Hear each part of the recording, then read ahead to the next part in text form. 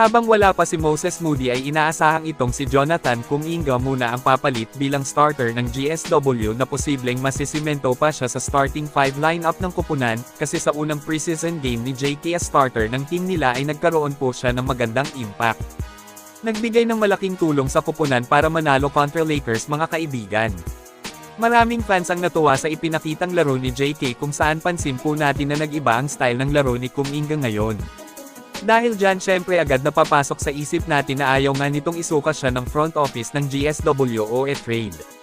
Hindi lang pala ang trade ang dahilan kung bakit gumaganda ang laruan ng batang player ng Dubs ngayon, kundi dahil pala kay Jimmy Butler, na kung saan inamin ni Butler sa kanyang latest interview, na kumbaga tinuturuan nga daw niya si Kuminga na i-improve ang laro at the same time bumuo ng magandang chemistry sa mga kasama nila.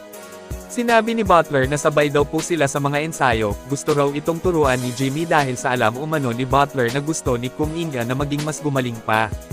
At alam daw din po ni Jimmy kung gaano magiging napakagaling ni JK kapag nagabayan ng tama.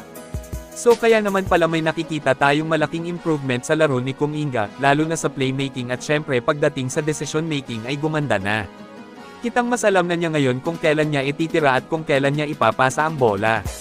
Maganda ito kay Kuminga para bumalik ang nawalang tiwala ng marami sa kanya, at malaking tulong na rin ito para sa team kung magpapatuloy ang magandang laro ni JK sa mga paparating pa nilang mga laban.